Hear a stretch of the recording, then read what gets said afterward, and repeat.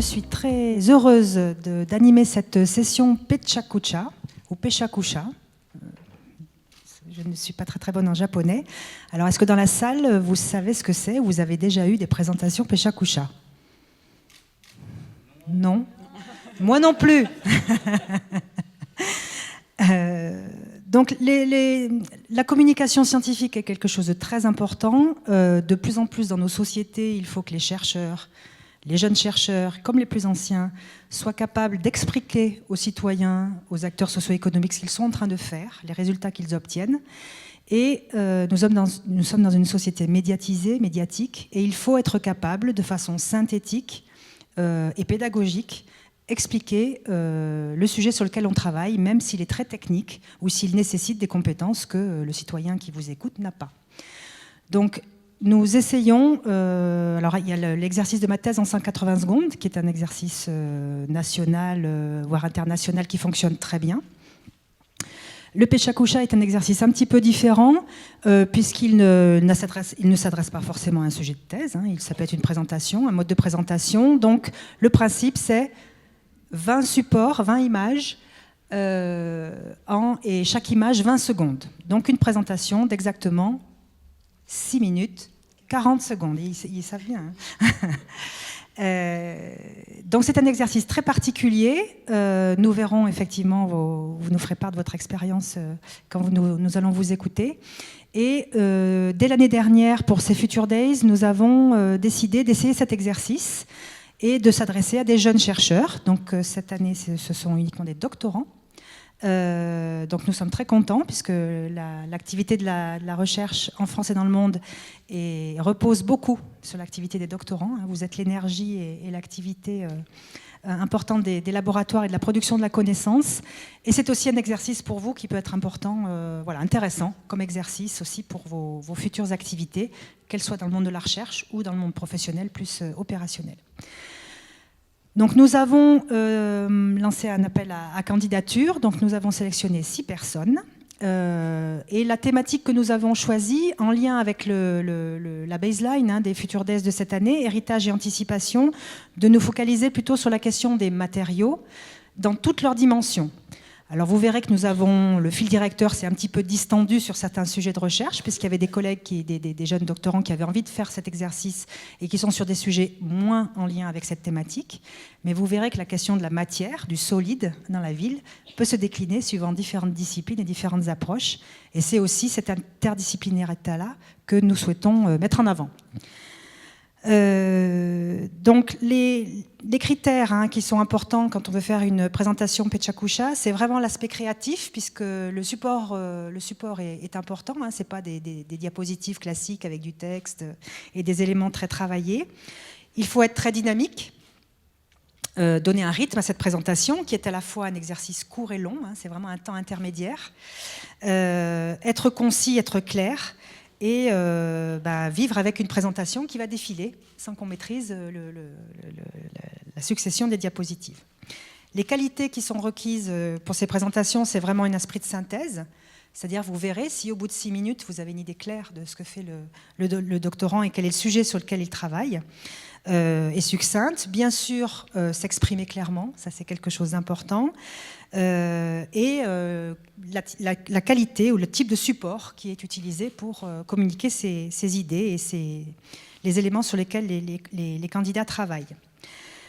Ces candidats ont suivi une journée de formation il y a 15 jours à peu près, c'est ça, avec l'organisme FormaPerf, qui est spécialisé dans la communication scientifique et l'art oratoire. Donc j'ai l'impression que ça a bien fonctionné, puisque j'ai cru comprendre qu'après il y avait eu des présentations qui ont l'air d'être de très bonne qualité. Et donc nous allons, pour donner un petit peu de pression aux candidats, demander à vous, le public, d'élire la meilleure présentation. Donc on vous a donné, je pense, des petits papiers où vous avez les noms des différents candidats, et à la fin des présentations, nous aurons un petit temps de vote et de synthèse des votes pour ensuite désigner la personne qui aura eu le coup de cœur du public que vous leur aurez décerné. Donc les critères qui pour nous sont importants et que vous devez garder en tête, c'est bien sûr l'esprit de synthèse. Est-ce qu'en 6 minutes, vous avez eu une présentation synthétique au bon niveau de précision et d'explicitation du sujet? La qualité de l'élocution, de la présentation et le support graphique utilisé. Voilà pour les éléments de contexte. Nous allons commencer, pour ne pas me laisser trop longtemps sur le grill, les candidats. Et donc l'ordre a été déterminé. Et nous commençons par Léa Ducup, que j'accueille sur l'estrade. Je pense qu'on peut l'encourager. Alors Léa, vous allez nous dire où vous travaillez, dans quel laboratoire et sur quel sujet vous allez nous parler pendant 6 minutes. Oui. Alors moi, je travaille en collaboration entre le CSTB, donc le Centre scientifique et technique du bâtiment, et le laboratoire de chimie-environnement à Aix-Marseille Université. Et le sujet de ma présentation est la pollution de l'air intérieur, les solutions et les innovations. Très bien. Alors, je vous laisse vous mettre en condition et nous sommes à votre écoute. Selon vous, nous passons 8 heures, 13 heures ou 19 heures dans les environnements intérieurs? Là, je pense que vous avez la réponse. Et oui, nous passons en moyenne plus de 19 heures chaque jour dans les environnements intérieurs. Et si vous ne me croyez pas, nous allons prendre l'exemple d'Arthur. Arthur, qui c'est? Arthur, c'est un étudiant qui, entre ses 8 heures de sommeil, ses 8 heures à l'école et ses 3 heures de transport, surtout à Paris, et plus toutes ces petites activités quotidiennes, passe bien plus de 19 heures dans les environnements intérieurs. Mais au final, qu'est-ce que c'est qu'un environnement intérieur? Selon la définition, les environnements intérieurs sont tous les lieux clos ou semi-clos non industriels qui nous entourent. Donc, les transports, nos bureaux, nos maisons sont tous des exemples d'environnements intérieurs. Et il y a une chose que nous négligeons tous dans nos environnements intérieurs, l'air qui y est présent. Parce que oui, en effet, l'air intérieur n'est pas plus sain ou moins pollué que l'air extérieur. Selon l'Agence américaine de protection de l'environnement, l'air intérieur fait partie des 5 grands risques majeurs pour notre santé. Et on peut leur faire confiance parce qu'aujourd'hui, en Europe, nous perdons environ 8,6 mois de notre vie à cause d'une mauvaise qualité d'air intérieur. En France, il y a eu une étude qui a montré que dans l'air intérieur, il existe plus de 100 polluants qui sont présents. Mais surtout, que ces polluants peuvent être présents dans des quantités jusqu'à 70 fois plus supérieures aux quantités de l'air extérieur. Et cette étude a été faite dans les années 2000.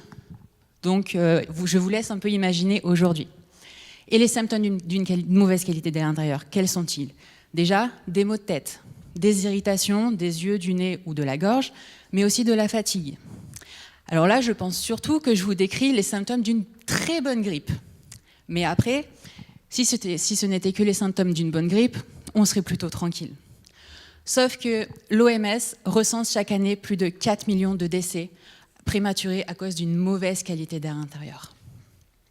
27% à cause de pneumonie, 18% à cause d'AVC, 8% à cause de cancer du poumon. Donc oui, l'air intérieur est un enjeu pour notre santé. Et au final, quels sont les facteurs qui régissent cette qualité d'air intérieur? Déjà, on a la qualité de l'air extérieur, parce qu'entre habiter en ville ou habiter à la campagne, on n'aura pas les mêmes polluants et on n'aura pas les mêmes quantités de polluants. Il y a ensuite les systèmes d'aération. Parce que lorsqu'en hiver, on a plus tendance à fermer les fenêtres, les polluants vont beaucoup plus s'accumuler. Et enfin, on a toutes les sources de pollution intérieure. Dans nos maisons, on a déjà tout ce qui constitue nos maisons.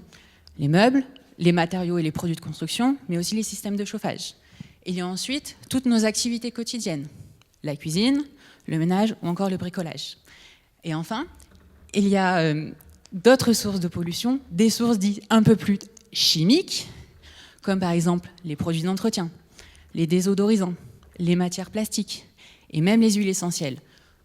Ce sont toutes des exemples que l'on peut donner comme produits chimiques qui polluent nos airs intérieurs. Ensuite, il y a des polluants qui sont dits un peu plus originaux. Par exemple, les allergènes que nos animaux peuvent émettre. Il y a aussi le pollen des plantes. Et enfin, il y a également nous.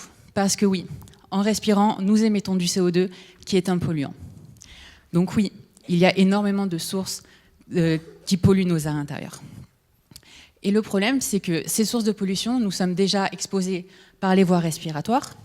Nous sommes aussi exposés par l'ingestion, Après, si on avait juste à se cacher le nez ou la bouche, ça serait simple. Sauf que les polluants peuvent également être absorbés par notre peau. Alors là, je sais, c'est le moment de ma présentation où vous commencez à prendre peur, que vous vous dites que vous allez chercher une île déserte sur Internet et que vous allez commencer à déménager. J'ai fait pareil pendant ma première année de thèse. Alors, mais ne vous inquiétez pas, j'ai quelques petites solutions pour vous. Déjà, dans un premier temps, qu'est-ce que nous, à notre échelle, on peut faire? Je vous propose déjà d'enquêter sur tous les produits que vous pouvez avoir chez vous, de commencer à faire un tri petit à petit de ces produits. Et vous pouvez très bien utiliser Internet ou même des applications pour vous aider à comprendre les ingrédients ou les compositions de ces produits. Ensuite, il y a une chose que vous pouvez et vous devez faire surtout. Vous devez aérer vos maisons ou vos lieux de travail.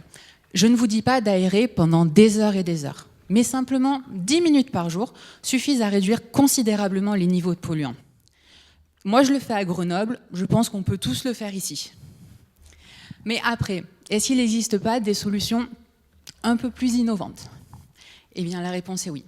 Aujourd'hui, les industriels, et même des startups, commencent à innover, c'est-à-dire à améliorer les produits déjà existants sur le marché ou à en créer de nouveaux pour nous aider à lutter contre la mauvaise qualité d'air intérieur. Par exemple, si vous allez dans votre magasin de bricolage préféré, vous trouverez sur chaque produit de construction ou matériau de construction cette étiquette.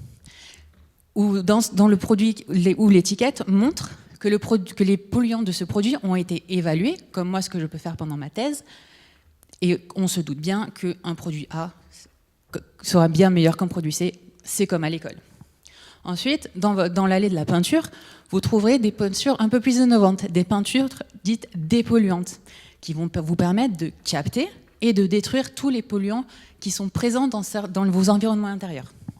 Mais si vous ne voulez pas simplement refaire votre peinture et que vous décidez de refaire entièrement votre maison, vous pouvez très bien utiliser un plâtre qui, grâce déjà à une augmentation de la résistance acoustique et de la résistance au choc, et une captation de 80% des polluants, vont vous permettre de diminuer la quantité de polluants qui sont présents dans vos intérieurs. Donc, si je peux conclure, ouvrez vos fenêtres, faites la chasse aux polluants, utilisez de nouveaux produits, parce que si vous ne le faites pas pour vous, faites-le au moins pour Arthur ou pour vos enfants, pour qu'ils aient une meilleure qualité de vie au sein de tous vos intérieurs. Merci. Bravo. Merci beaucoup. Alors, l'impression à chaud de cette présentation? C'est très stressant. De savoir qu'elles vont défiler oui, sans qu'on puisse le maîtriser, c'est ça? Oui, c'est ça. Voilà. Merci beaucoup. Donc, Merci. Vous avez compris, ouvrez vos fenêtres dans vos bureaux ou dans vos chambres, partout où effectivement l'aération semble assez importante en limitant les matériaux qui apportent des substances nocives. Alors, nous allons continuer sur des sciences liées à des matériaux avec Darit, que j'accueille ici et qu'on applaudit. Bonjour. Alors, de la même façon, rappelez-nous dans quel laboratoire vous faites votre doctorat et sur quel sujet vous allez nous faire cette présentation. D'accord. Donc moi, je fais ma recherche dans de la mécanique. Dans le laboratoire, en fait, je travaille avec comme ma coéquipière, partenaire. Je travaille avec plusieurs entités. La première entité, c'est le département de mécanique de l'Université Paris-Est, représenté par le laboratoire MSME. Je travaille également avec un laboratoire américain, donc outre-Atlantique, l'Université de Duke, et aussi un autre laboratoire qui est ici sur site, qui est l'école des ponts et chaussées, le laboratoire Navier. Très bien. Donc on voit aussi l'intérêt à croiser toutes ces compétences et ces disciplines. Donc je vous laisse la place et vous faites votre signe lorsque vous êtes prêts. D'accord. Alors moi, ce que je fais dans la recherche, c'est la mécanique. La mécanique, c'est quoi? C'est l'étude de corps en mouvement, la déformation de ces corps, que l'on traduit en fait sous forme d'équations, parfois horribles, d'accord, mais qu'on peut venir illustrer, imager grâce à de la simulation numérique. Et donc, en fait, dans cette discussion, je vais utiliser un point de vue de la mécanique des matériaux. Plus précisément, en fait, c'est une science qui permet d'anticiper, de comprendre le comportement de matériaux grâce, en fait, à l'identité du matériau, à son héritage. Et donc ici, dans ce Pechakucha, axé sur les matériaux dans la ville, entre héritage et anticipation, je vais définir, en fait, avec le jargon de la mécanique des matériaux, le mot héritage et anticipation. Donc, premier mot, première définition, héritage. Quand j'entends héritage, pour moi, en mécanique des matériaux, je pense tout de suite à l'identité d'un matériau. Comme nous, qu'est-ce qui le constitue? De quoi est-il fait? Eh ben, en sciences des matériaux, on a différentes technologies, différentes machines qui permettent justement d'accéder à cette identité. Comme par exemple la tomographie. Donc c'est un système que j'ai pu utiliser dans le cadre de ma thèse et qui en fait est une technique de reconstruction d'images sur un matériau réel à l'aide de projections. Donc déjà, qu'est-ce que c'est une projection? La projection, elle est obtenue, donc il faut imaginer ça par un petit bonhomme avec son pistolet de peinture qui vient cribler en fait notre carré de matériaux ici sous différents angles. Et pour chaque angle, il obtient en fait une projection. Et avec ces projections, on obtient la reconstruction, la digitalisation du matériau. Donc en fait, la technologie utilisée, c'est pas un petit bonhomme avec son pistolet, c'est plutôt un accélérateur de particules qui génère un écoulement de particules qui se déplacent à la vitesse de la lumière et qui viennent pénétrer le matériau, le scanner sous différents angles pour les projections. Donc là, je vous ai montré un schéma de comment on reconstruit la matière, comment on accède à l'identité et à l'héritage du matériau. Donc en fait, c'est un enchevêtrement de toutes ces projections. Avec ça, on reconstruit la matière et puis on identifie ses constituants. La phase majoritaire, qu'on appelle matrice, les trous qu'il y a à l'intérieur, les pores, et quelques particules qui viennent rigidifier le milieu, donc les inclusions rigides. Donc là, j'ai défini le mot héritage. Maintenant, je vais parler d'anticipation. Ce qui est bien en sciences des matériaux, c'est que héritage et anticipation sont deux mots reliés. C'est-à-dire pour anticiper le comportement d'une structure, anticiper le comportement d'un matériau, il faut connaître l'héritage de ce matériau, son identité. Et donc ici, je vais vous montrer des exemples de simulations numériques à partir desquels on peut anticiper certains phénomènes. Donc ça fonctionne à l'aide des ordinateurs, des supercalculateurs qu'on a ici sur site, assez énergivores parce qu'ils représentent à peu près 20% de la consommation de l'université. Donc le premier exemple que je vais vous citer, c'est l'exemple de l'homogénéisation numérique. Donc c'est une technique qui permet d'inférer à une structure les propriétés du matériau. Et il faut que le matériau et la structure agissent sous une contribution de la même manière. L'application de cette technique permet par exemple ici sur ce pont, le viaduc de Millau, d'inférer les différents matériaux. Par exemple ici sur ce pont, nous avons du béton armé, par exemple pour les pylônes, et des câbles d'acier tissé pour soutenir le tablier. Et donc avec l'homogénéisation, on peut inférer à la structure les propriétés de chacun de ces matériaux. Deuxième exemple, là c'est un aspect de fissuration. Donc il faut imaginer qu'on peut accéder à un matériau, on peut venir la digitaliser, avoir la reconstruction d'images synthétiques, venir la simuler, par exemple avec un essai d'écrasement, et là on voit que la simulation anticipe l'apparition de fissures. Donc ici, je vais rester sur de la fissure. Donc ici, c'est plutôt dans le cadre du séchage. Donc on a un écomatériau, une matrice argileuse, mouillée, et renforcée par du bois. Sous effet de séchage, le matériau se met à craquer et on voit que l'anticipation arrive à redessiner le faciès de fissure. Et donc là, on a encore l'anticipation grâce aux simulations. À quoi ça sert? On peut savoir si l'édifice est viable ou pas. S'il est viable, on le répare avec les fissures déjà apparentes. Et si on ne peut pas, il faut le condamner. Maintenant, j'ai fini avec les définitions, donc héritage et anticipation. Et maintenant, je vais vous parler des nouvelles classes de matériaux. Donc actuellement, on suit une révolution technologique, de fait de la puissance de nos ordinateurs, de fait de la science en général. Et donc ça génère une nouvelle classe de matériaux avec des propriétés très intéressantes et qui vont designer forcément la ville de demain. Donc le premier matériau dont je vais parler, c'est les matériaux architecturés. Donc maintenant, actuellement, l'homme est capable de venir designer l'état de la matière jusqu'à l'échelle atomique. Et avec ça, on peut obtenir des comportements très particuliers, comme par exemple les matériaux oxytiques. Ce sont des matériaux qui n'apparaissent pas dans la nature et qui se mettent à gonfler lorsqu'on y tire dessus. On peut aussi venir designer non pas l'état de la matière, mais l'état de la structure. Donc ici, nous avons un pont qui est dans un versant, et grâce aux simulations, grâce aux ordinateurs, il peut nous générer la structure optimale porteuse pour cet édifice. Et ça va rendre justement nos méthodes de construction actuelles pour quelque chose de vraiment dépassé. Je vais parler dans cet autre exemple des matériaux intelligents, ici qui fonctionnent, qui sont couplés à l'électricité. Avec ça, on peut venir contrôler des écoulements, on peut venir agir sur la visibilité d'un objet ou déformer un matériau très rigide juste en venant la connecter à une prise secteur. Je vais terminer enfin sur l'intelligence artificielle. Donc à toute intelligence artificielle, il faut renseigner des connaissances. Par exemple, ici, on peut lui renseigner les comportements des matériaux, comment ils interagissent entre elles, et que pour une situation donnée, cette intelligence, cet ordinateur, puisse nous permettre de nous proposer le matériau le plus adéquat. Donc voilà, c'était Anthony, au micro du Pechacucha, dans la thématique des matériaux dans la ville, entre héritage et anticipation. Merci à tous. Merci. Petit retour aussi à chaud. Ça va ? Oui, ça a été.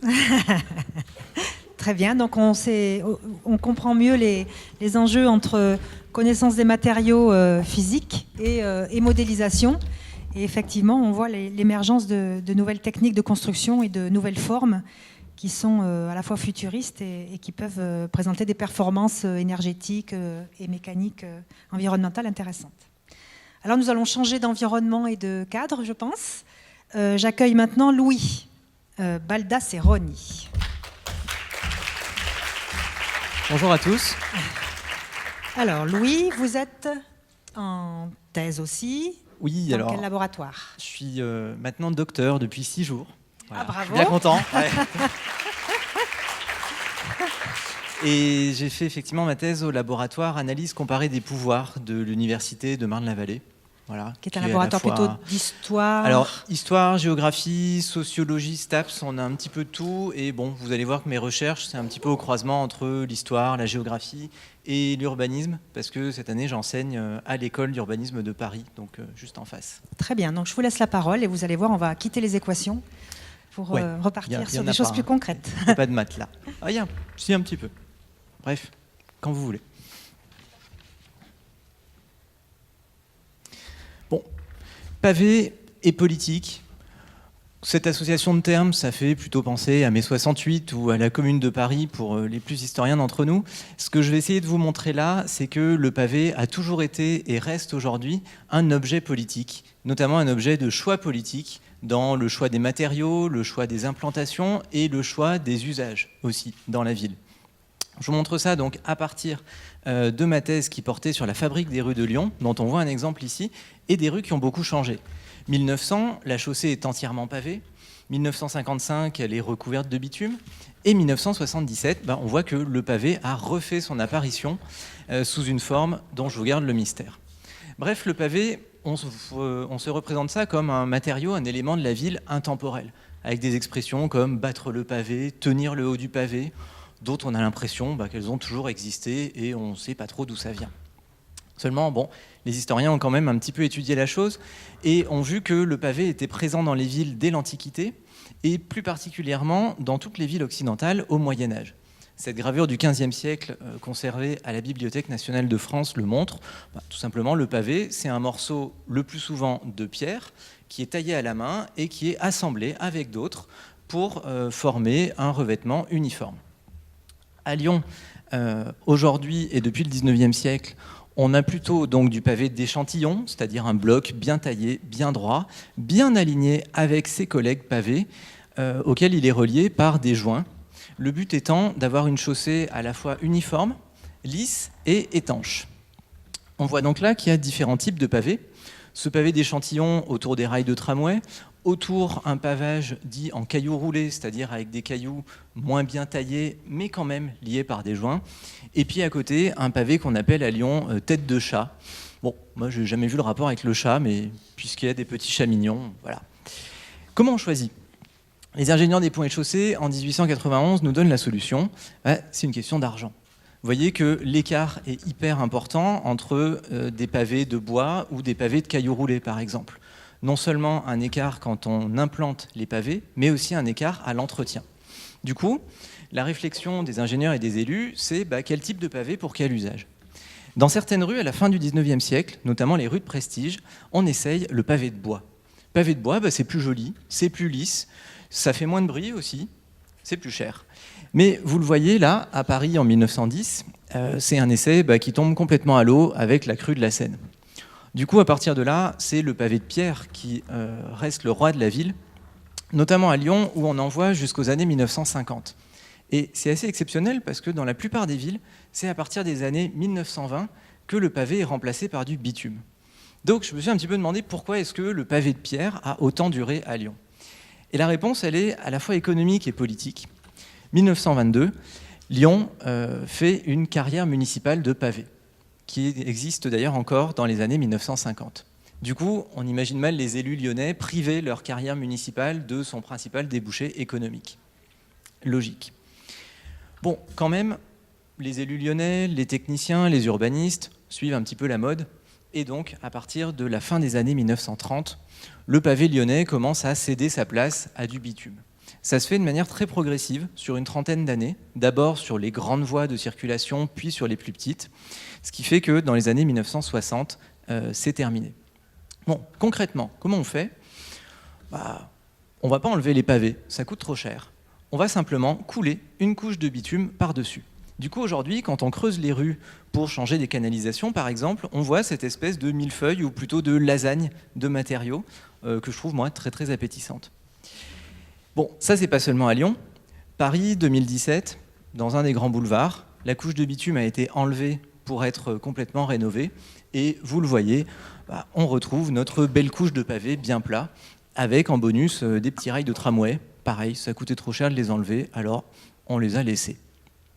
Donc le pavé commence à être recouvert par du bitume à partir des années 1920-1930 dans la plupart des villes. Comment ça s'opère ? Ça s'opère en grande partie avec l'action des entreprises de bâtiments et travaux publics. On en voit une ici qui fait sa publicité de manière, disons, bien visible. Et ces entreprises font aussi leur publicité auprès des pouvoirs publics pour arriver à leur fin. Seulement, le pavé n'est pas mort. Il revient même, dans les années 60, sous une nouvelle forme, un pavé en béton préformé. C'est-à-dire qu'il a déjà sa forme, pas besoin de le tailler à la main, et il est conçu pour être emboîté avec les autres facilement. Avantage, la chaussée est plus homogène.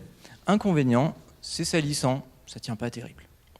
Le pavé, à la même période, les années 70, sert pour les rues piétonnes, le nouveau truc à la mode. Ici, 2 salles, 2 ambiances.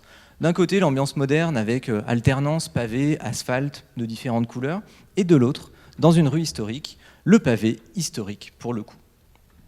En parlant d'histoire, certaines rues utilisent le pavé comme argument marketing. C'est le cas de Barcelone qui décline le motif de son pavé avec son motif de rose né en 1907 comme logo sur des mobiliers urbains par exemple, et puis dans les boutiques de souvenirs. Aujourd'hui à Barcelone, vous pouvez acheter votre petit pavé de pierre à côté d'autres souvenirs. Le pavé a également une valeur symbolique dans le sens où il est associé à la reconquête de la ville sur l'automobile. Aujourd'hui, on associe l'automobile et le bitume, et le pavé associé plutôt aux piétons et à la vie urbaine. Donc, dans la plupart des opérations de piétonisation, c'est du pavé qui remplace le bitume au sol. Étonnant retour aux sources. Et puis, le pavé s'adapte à son époque, donc on peut imaginer dans le futur un smart pavé bardé de capteurs, ou encore, pourquoi pas, un pavé qui s'efface devant la ville végétale, autre tendance urbanistique à la mode aujourd'hui. Bon, moi je suis historien, je ne prédis pas l'avenir et je ne lis pas dans les boules de cristal. Ce que je sais et ce que vous savez maintenant, c'est que le pavé n'a jamais vraiment disparu de la ville et n'est pas prêt de disparaître. C'est un petit peu, non pas la cerise sur le gâteau, mais la cerise du clafoutis. C'est-à-dire le petit élément qu'on ne voit pas toujours, mais qui donne toute sa saveur à l'ensemble. Je vous remercie.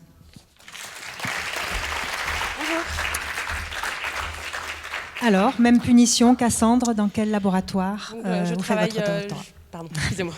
Je travaille juste en face, au LATS, le laboratoire technique territoire et société, donc, qui est situé sur le campus de l'école des Ponts, juste à côté. Et donc, je suis en 3e année de thèse à présent. Voilà. Très bien.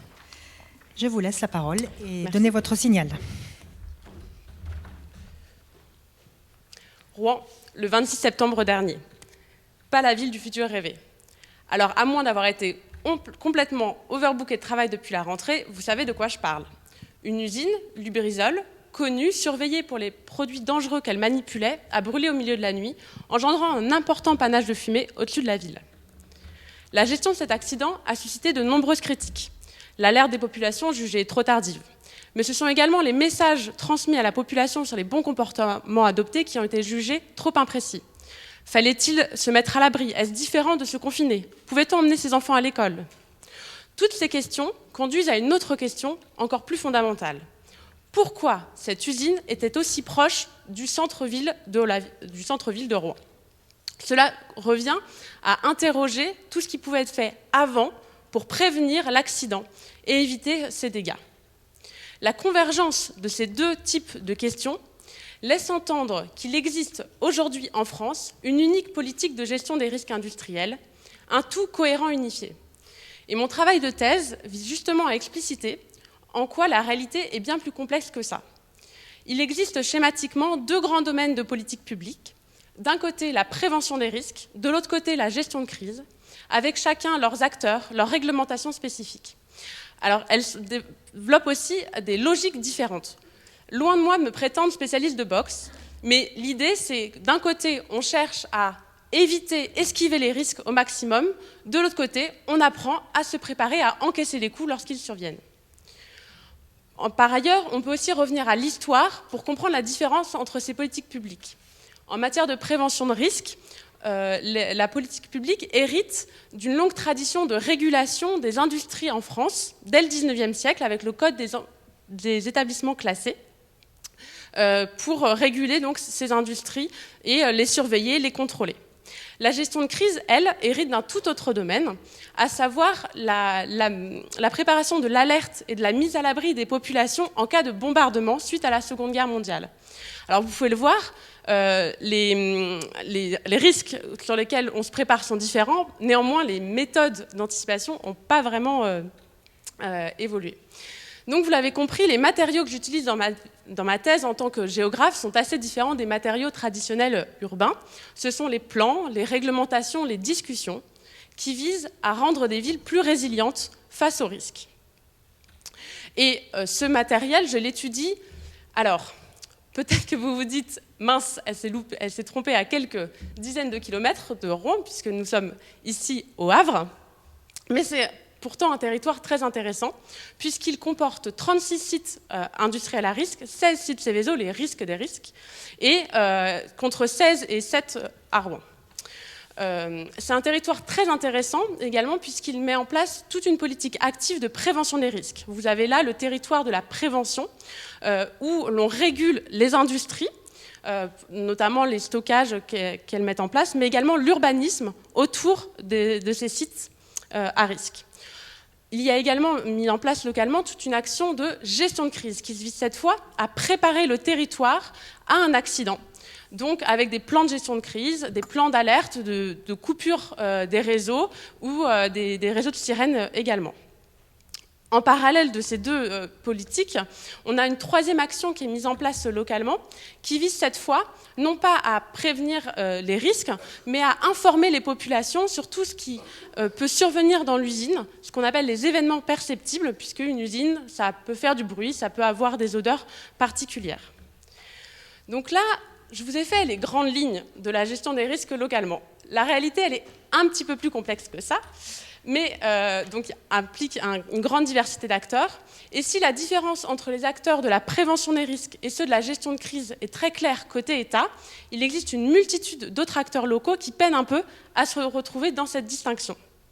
Cette distinction, elle est pourtant fondamentale, puisque les phénomènes que ces deux politiques publiques anticipent ne sont pas exactement les mêmes. La prévention des risques anticipe des phénomènes plutôt rapides, avec une probabilité assez élevée et qui sont mortels. La gestion de crise, elle, s'intéresse à des phénomènes plus lents, moins probables, qui peuvent être mortels, mais également des phénomènes perceptibles par la population. Les façons d'anticiper également sont différentes, puisque la prévention des risques va anticiper à l'aide de modèles très précis qui calculent des zones d'impact, alors que la gestion de crise, elle, anticipe avec des exercices qui permettent de simuler ce qui pourrait survenir. Les territoires différents, les méthodes d'anticipation différentes, et enfin les phénomènes même considérés, tout cela constitue des décalages qui peuvent être révélés au moment d'un accident et dans la compréhension, alors que les gestionnaires de crise peuvent avoir besoin des acteurs de la prévention. 3 difficultés principales peuvent être révélées. D'abord, le fait que certains phénomènes moins graves peuvent être négligés, puisque la gestion de crise et la prévention des risques s'intéressent soit aux phénomènes mortels immédiatement, soit aux phénomènes qui sont juste visibles et sans considérer les phénomènes intermédiaires. Ensuite, ce sont également les temps de réaction qui ne sont pas forcément adaptés. Le temps de la gestion de crise, c'est celui de l'immédiateté. Vous voulez savoir tout de suite qu'est-ce qui est en train de se passer et qu'est-ce qu'il faut faire. Alors que le temps de la prévention des risques, c'est un temps beaucoup plus long qui implique des calculs et une lenteur bien plus importante. Enfin, la 3e difficulté consiste dans le fait que la population est différemment intégrée dans ces politiques publiques. En matière de prévention de risques, il y a toute une démarche d'inclusion, de réunions, de nombreux comités qui permettent d'informer la population de ce qui se passe. La gestion de crise, c'est beaucoup plus top-down, avec très peu de moments pour informer la population de ce qui se passe. Bon, alors j'espère vous avoir pas trop déprimé avec la réalité de ce qu'est la prévention, la gestion des risques aujourd'hui en France, mais toutes ces difficultés sont autant de leviers d'amélioration possibles pour des villes de demain, dont on peut rêver qu'ils soient plus résilientes face aux risques. Je vous remercie. Merci beaucoup pour cet éclairage. Effectivement, le schéma a laissé pantois devant la complexité des relations entre les acteurs. Et je comprends que les personnes se perdent un petit peu à des échelles locales. Merci beaucoup. De rien. Alors, sans transition plus longue que cela, j'appelle Leïla Rostom. Bonjour. Leïla, dans quel laboratoire vous êtes et sur quel sujet vous travaillez? Ouais, donc moi je travaille au laboratoire Navier ici à l'École des Ponts. Et je travaille sur un sujet que je vais vous présenter du coup durant ce Pechakucha. Donc suspense, je vous laisse découvrir ça. Okay. Alors quand on me parle de whisky, j'ai souvent cette image qui me vient en tête de l'avocat véreux qu'on voit dans les films hollywoodiens, ou alors du policier totalement en déprime avec son petit verre dans la main. Alors que ce mets nécessite de longues années de maturation dans des fûts en bois, et plus spécifiquement dans des fûts en bois de chêne, qui permettent d'apporter tous les arômes nécessaires à l'élaboration de ce magnifique breuvage. Mais bon, je ne vais pas vous parler de whisky aujourd'hui, hein. Je vais plutôt vous parler du matériau qui est utilisé dans ces fûts, à savoir le bois. Donc le bois, c'est un matériau assez complexe, biologique, et qu'il faut appréhender à différentes échelles. C'est un matériau aussi qui possède des propriétés mécaniques qui en ont fait depuis la nuit des temps un matériau incontournable, que ce soit pour chasser, se défendre, s'abriter. Il a toujours été utilisé dans la vie de tous les jours et il continue à être utilisé aujourd'hui puisqu'il fait partie des matériaux de construction de nos villes. Il peut être d'ailleurs associé à d'autres matériaux. Et ces associations sont assez intéressantes parce qu'elles peuvent témoigner de l'évolution du bâti dans le temps. Et également, elles constituent un réel intérêt patrimonial parce qu'elles rassemblent tout l'héritage considérable, toutes les techniques et des savoir-faire des ouvriers, des architectes et tout autre corps de métier qui ont contribué à l'élaboration et à la construction de nos villes. Et on peut bien sûr de nos jours s'appuyer sur cet héritage, mais il faut aussi savoir anticiper de nouveaux besoins et de nouvelles contraintes environnementales, par exemple. S'assurer que les matériaux qu'on utilise respectent ces exigences et s'assurer aussi que, par exemple, un matériau utilisé puisse durer dans le temps ou alors que ses propriétés s'améliorent dans le temps. Et en ce sens, parmi les matériaux de construction, le bois pourrait être pour répondre à ces exigences, parce que il est d'une part un matériau renouvelable, mais également durable, comme peuvent en témoigner certaines recherches archéologiques qui montrent jusqu'à aujourd'hui des bois en assez bon état, datant, comme vous pouvez le voir ici, de 3000 ans avant Jésus-Christ. Alors on peut se demander quel est le secret de cette longévité, pourquoi le bois est si durable. Eh bien, les chercheurs cherchent sur cette question-là, c'est bien le cas de le dire, et leurs recherches sont orientées plus spécifiquement sur la compréhension des mécanismes du coup, de durabilité de ces matériaux. Alors, ce qu'il faut comprendre tout d'abord, c'est que le bois agit comme une éponge. Pourquoi ? Parce que lorsque l'air ambiant est humide, le bois va avoir tendance à absorber cette humidité et donc à gonfler. Et au contraire, quand l'air est plutôt sec, il va avoir tendance à rejeter cette humidité et donc à dégonfler. Ça va provoquer des variations de volume qui peuvent, dans certains cas de structure, endommager la structure. Pour pallier à ça, ce qu'on fait, c'est qu'on fait des séchages, sauf que les séchages naturels peuvent durer plusieurs dizaines d'années. Alors, on a trouvé d'autres méthodes qui sont des séchages par ce qu'on appelle les traitements thermiques, qui sont des séchages donc accélérés et qui ne servent pas juste à faire joli et avoir une belle terrasse, non. Ça a un aspect bien scientifique, à savoir que ces traitements thermiques-là vont agir directement sur les constituants du bois afin de permettre à ces constituants d'être moins aptes à absorber l'eau et donc à être plus stables dimensionnellement. Les chercheurs ont voulu un petit peu plus enquêter là-dessus et mieux comprendre en fait, les effets du séchage sur le matériau, sur le bois. Et en ce sens, ils ont réussi à mettre en évidence que des traitements à basse température permettaient au contraire des traitements à haute température d'obtenir des bois vieillis artificiellement, mais avec de meilleures propriétés mécaniques. Alors c'est justement dans ce même élan de compréhension que se situe ma thèse, à savoir que je travaille ici sur les mécanismes de vieillissement du bois de chêne. Voilà. Et donc, pour ce faire, j'ai mis en place donc, plusieurs types de traitements. Un traitement thermique à basse température en étuve, des traitements aussi un peu plus doux en bain-marie, avec une température constante et une variation d'humidité de l'environnement intérieur.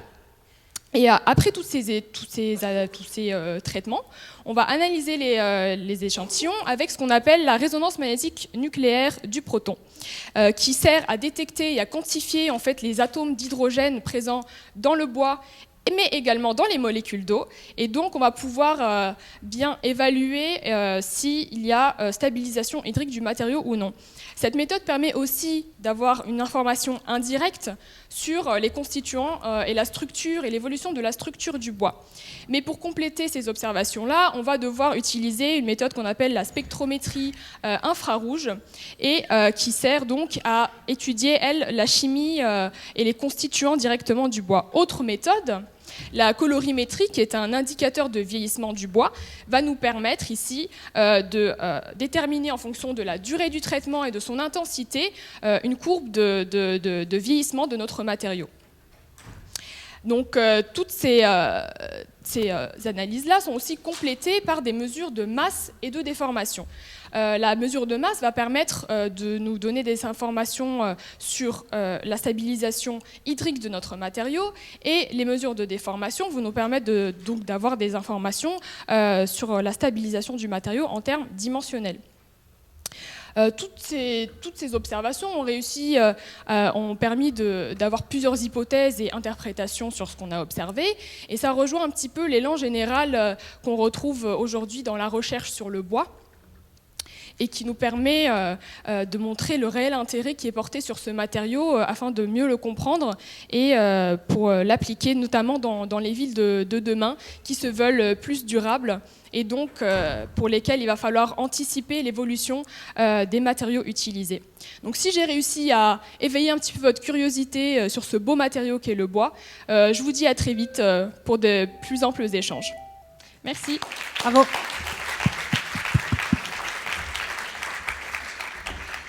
Merci beaucoup Leïla. Effectivement, la maison en bois des Trois Petits Cochons a traumatisé des générations.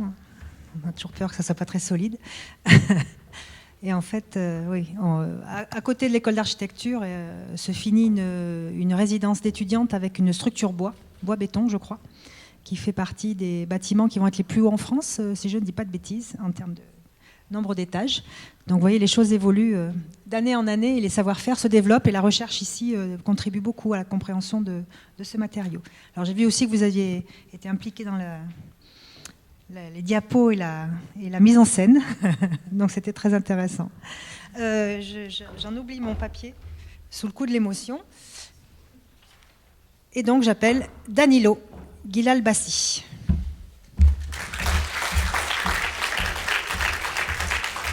Merci. Donc vous êtes aussi au laboratoire ACP. Je suis aussi au laboratoire ACP, mais je suis en co-tutelle à l'école d'architecture et urbanisme de l'université de São Paulo aussi. Très bien. Donc vous êtes d'origine... Je suis brésilien, oui. Ok, très bien. Donc vous allez nous expliquer votre présentation et votre sujet. Et je vous laisse la Ma parole. présentation, c'est en grande relation avec ma thèse de Très bien, doctorat. merci. Merci. Donc voilà, nous sommes beaucoup ici certainement intéressés par les villes nouvelles. Et généralement, quand on réfléchit aux villes nouvelles, par exemple les villes nouvelles de la région parisienne comme Marne-la-Vallée, on pense à des gens comme Paul Delouvrier. Et si on réfléchit à Brasilia, donc la capitale de mon pays, on imagine généralement c'est Oscar Niemeyer. On imagine donc généralement les grands noms de l'architecture, de l'urbanisme, de l'aménagement. Mais ce que je vais vous proposer aujourd'hui, c'est un peu sur ma thèse qui est sur le logement ouvrier. Donc pas des grands noms, mais comment on a logé les ouvriers pendant ces grands projets comme Brasilia et les villes nouvelles de la région parisienne. Et pourquoi je mets ensemble Brasilia et les villes nouvelles de la région parisienne, qu'on pourrait dire il n'y a pas beaucoup de points de comparaison, c'est parce que ce sont deux grands projets de modernité, des projets urbains pour des capitales qui sont mis en place par deux États aménageurs du XXe siècle, donc la France et le Brésil, donc la France gaulliste et le Brésil qu'on appelle national développementiste. Et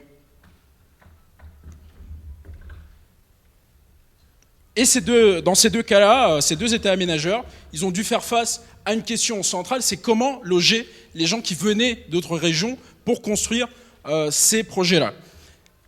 Le centre donc de ma thèse, et ici de cette présentation, c'est comment les États aménageurs du XXe siècle ont logé les ouvriers qui participaient à la construction de ces grands projets de modernité urbaine et comment intégrer à l'histoire des villes l'histoire de ces gens-là. Et comment je fais ça ? Comme historien, en partie, c'est avec des archives, mais aussi, j'ai essayé d'aller un peu au-delà des archives. J'ai fouillé aussi des photographies, des mémoires personnelles, des images de satellites, des images aériennes. Enfin, ce n'est pas que des archives. Mais dans les archives, ce qu'on peut trouver, c'est, dans le cas de la région parisienne, comme vous voyez ici, des logements un peu traditionnels, les logements provisoires qui sont assez documentés pour les ouvriers célibataires. Pour les ouvriers qui venaient d'autres régions de France avec leur famille, on prévoyait des aires de caravaning. Donc surtout à proximité des chantiers. Dans les aires de caravaning, c'était surtout des familles françaises et dans les logements pour des ouvriers célibataires, il y en avait beaucoup d'étrangers, des émigrants, et surtout c'est où il y a eu des grandes grèves dans les années 70.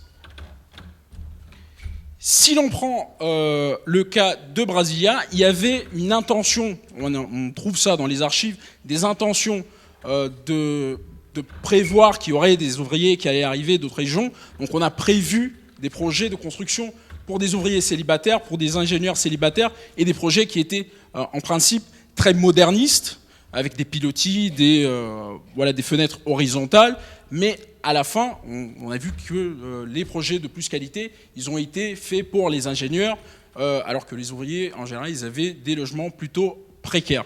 Ici, c'était des maisons pour les ingénieurs et les cadres de l'aménagement. Moi, en tant qu'historien, on a une fonction en tant qu'historien, c'est pas de faire une histoire officielle, c'est de trouver les lacunes, de trouver des silences, des vides dans l'histoire, dans les sources, dans les fonds. Et un silence que je trouve assez exemplaire, je ne sais pas si vous le saviez, mais ici, où est la cité Descartes, c'était un endroit où on logeait des ouvriers pour la construction de Marne-la-Vallée. Par exemple, ici avait l'air de caravaning à quelques pas d'où on est aujourd'hui. Et il y avait aussi des petites constructions que j'ai pas réussi encore à identifier, mais peut-être un bidonville où est l'école d'architecture. Bon, là je parle de bidonville. Et en effet, Brasilia et les villes nouvelles de la région parisienne, elles étaient contemporaines à des politiques d'absorption et de fin des bidonvilles dans les deux pays. Mais dans les deux cas, surtout à Brasilia, autour des chantiers, on a eu finalement l'apparition de nouveaux bidonvilles. Ici, c'est une photo de Brasilia. Dans les deux cas, ces chantiers-là, ces grands chantiers, à cause de leur dimension, à cause de leur attractivité, ils ont en effet créé des réseaux d'habitation, du logement informel, du logement formel, du logement provisoire autour des chantiers, parfois avec des sources, souvent avec des couches hiérarchiques.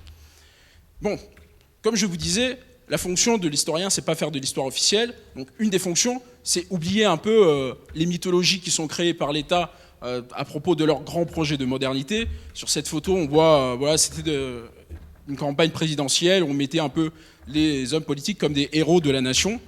Non, ce qui m'intéresse ici, c'est plutôt les autres personnes qui ont participé à la construction de la ville. Parce que la ville, elle est construite pas par les grands noms, mais elle est construite, bien sûr, par une population bien plus large, bien plus diverse, mais qui est souvent oubliée. Et il y a un défi, c'est former un corpus de recherche pour nous, quand on fait ce type de recherche ici à l'université. Donc il faut aller un peu au-delà des cartons classiques des archives et aussi former des corpus avec des photographies, avec des fonds d'histoire orale. Et c'est un défi pour ceux qui veulent construire une histoire publique, pour ceux qui ne sont pas vraiment familiarisés. L'idée de l'histoire publique, le centre, c'est approximer l'histoire en tant que science de la population, donc l'histoire qui quitte un peu les murs de l'université. Et si les gens ne se reconnaissent pas dans l'histoire que nous on fait, ce n'est pas de l'histoire, ce n'est pas une histoire démocratique. Comme je vous disais, mon thème de recherche, il veut donner la voix à des gens d'une population plus diverse, qui est souvent oubliée dans les recherches plus traditionnelles, qui est oubliée par l'histoire officielle. Et je profite que je suis ici avec des gens qui étudient la ville et qui font la ville. N'oubliez pas ces gens-là, ils font partie de l'histoire de la ville et où ils ont habité, donc ces matériaux-là provisoires, les logements, ils font partie de l'histoire de la ville. Voilà. Merci beaucoup. Merci beaucoup. Donc c'était très intéressant de voir ces 6 présentations. Ça donne, je trouve, un aperçu assez riche de la diversité des sujets qui sont traités sur le site sur ces questions urbaines au sens très très large. Et je suis très satisfaite finalement du panel de sujets. Je trouve que c'est une très bonne illustration de tout cela et de toutes les méthodes qui sont utilisées à travers des archives, des essais expérimentaux, de la modélisation, des enquêtes. Et c'est ça la richesse de la compréhension de ce qu'on essaye de regarder qu'est la ville. Alors maintenant, c'est difficile de choisir le coup de cœur. Moi, j'en ai plein de coups de cœur. J'ai trouvé ça vraiment très intéressant. Donc, vous avez vos petits papiers, votre crayon. Le troisième prix est attribué à Leïla Rostom. Alors, que je ne me trompe pas.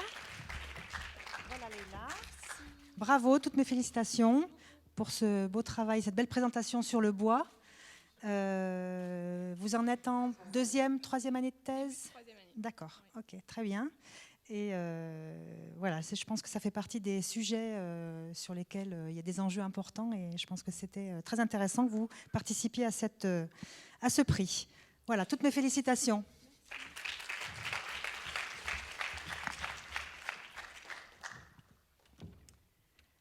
Le 2e prix est attribué à Louis Baldasseroni.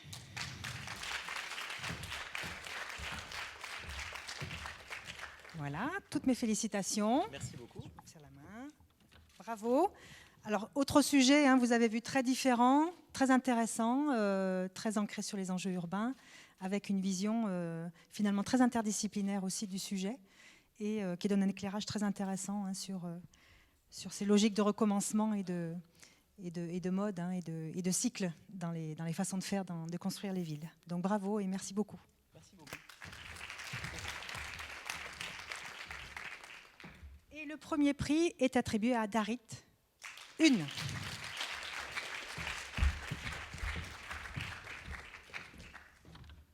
Toutes mes félicitations, bravo. Donc, pour cette prestation mêlée de théorie et de pratique, d'imagerie, d'équation, de modélisation, avec un essai hein, de montrer comment ça résonne avec la thématique des Future Days cette année. Donc c'était, je pense, très intéressant d'essayer de jouer le jeu sur ces thématiques-là par rapport à votre domaine qui est finalement assez théorique. Et ça, c'était un exercice très intéressant. Je vous en remercie. Bravo.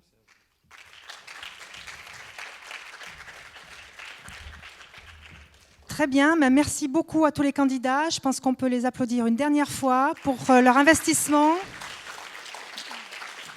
Merci beaucoup. Donnez à voir aussi l'activité de recherche qu'il y a notamment dans les labos, mais pas que, hein, puisqu'il y a des collègues aussi qui venaient du CSTB et de laboratoire marseillais. On fera un petit retour de cette session, mais moi j'ai trouvé ça très intéressant et on pourrait se donner l'idée de recommencer à certaines occasions ce type de présentation pour des jeunes chercheurs, des moins jeunes. Ça pourrait être aussi très intéressant lors d'autres manifestations ou d'autres présentations. Donc merci pour avoir été les premiers à tester cette modalité sur le site de communication scientifique. Merci au public. J'espère que cela vous a intéressé, que vous avez appris plein de choses. Moi, j'en ai appris encore beaucoup, comme toujours, et que nous nous reverrons peut-être à une autre occasion dans le cadre d'un exercice un petit peu similaire. Donc, merci à tous.